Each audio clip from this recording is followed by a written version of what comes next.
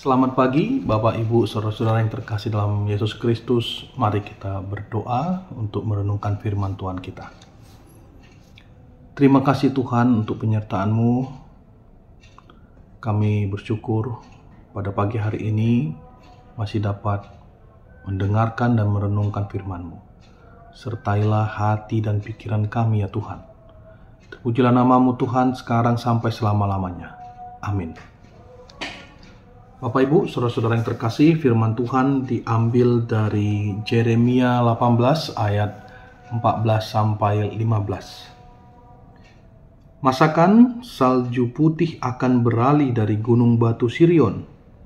Masakan air gunung akan habis, air yang sejuk dan mengalir. Tetapi umatku telah melupakan aku, mereka telah membakar korban kepada dewa kesia-siaan. Mereka telah tersandung jatuh di jalan-jalan mereka, yakni jalan-jalan dari dahulu kala, dan telah mengambil jalan simpangan, yakni jalan yang tidak diratakan. Bapak Ibu yang terkasih, dalam hidup kita, berapa kalikah kita jatuh dalam dosa?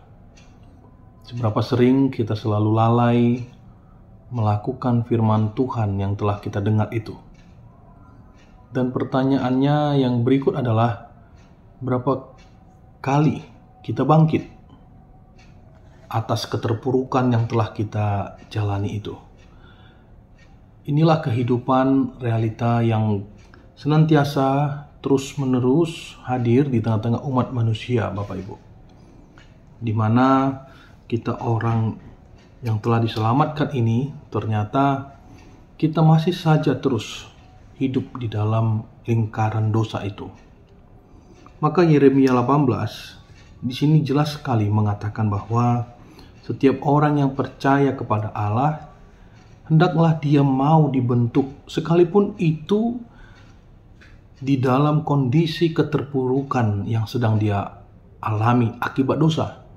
Sekalipun kita melakukan dosa, hendaklah setiap kesalahan-kesalahan itu kita berikan, kita sampaikan kepada Tuhan melalui pengakuan dosa kita, sehingga ada pembentukan, ada proses di situ.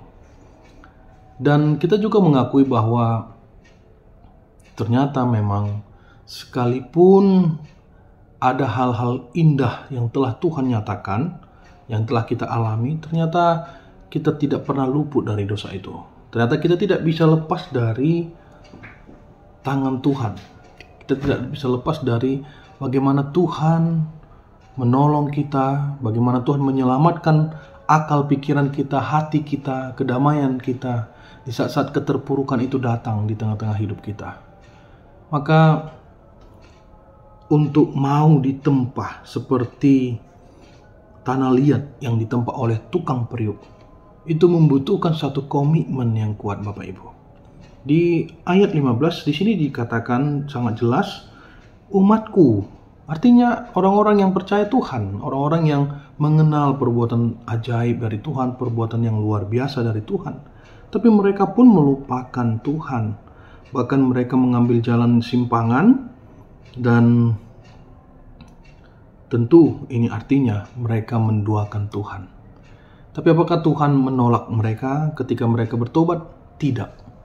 Disinilah Bapak Ibu, sekalipun kita jatuh berulang kali dalam dosa, sekalipun kita sulit mengampuni orang, sekalipun kita mengalami berbagai macam sebab akibat dari apa yang telah kita lakukan, ternyata Tuhan selalu setia menunggu kita.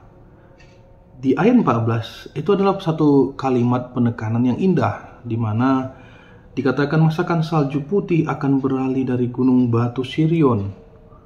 Masakan air gunung akan habis, dan air sejuk dan mengalir. Artinya, apakah mungkin air berhenti mengalir? Apakah mungkin air tidak turun dari atas ke bawah? Tentu itu akan demikian terjadi, bahwa air akan terus mengalir. Kita akan terus menemukan air, kita akan melihat bagaimana dunia ini akan terus bergerak. Tapi disinilah kita sangat memerlukan, Bapak Ibu. Kita memerlukan Yesus Kristus. Bahwa ternyata sekalipun hidup kita dipenuhi dengan dosa, sekalipun memang tidak ada yang layak yang bisa kita persembahkan kepada Tuhan, tapi ketika kita datang kepadanya memohon pertobatan, memohon ampun, kita sampaikan seluruh keluh kesah kita kepadanya, disitulah kita menemukan ketenangan itu. Kita menemukan jalan keluar. Maka Bapak Ibu, siapapun kita dan bagaimanapun keadaan kita hari ini, percayalah bahwa akan ada pertolongan itu. Percayalah bahwa Tuhan senantiasa setia kepada kita. Dia selalu memberikan jalan keluar bagi kita. Tetaplah kuat dan tetaplah mengimani Allah di dalam kehidupan kita. Amin, kita berdoa. Tuhan, terima kasih untuk firman-Mu.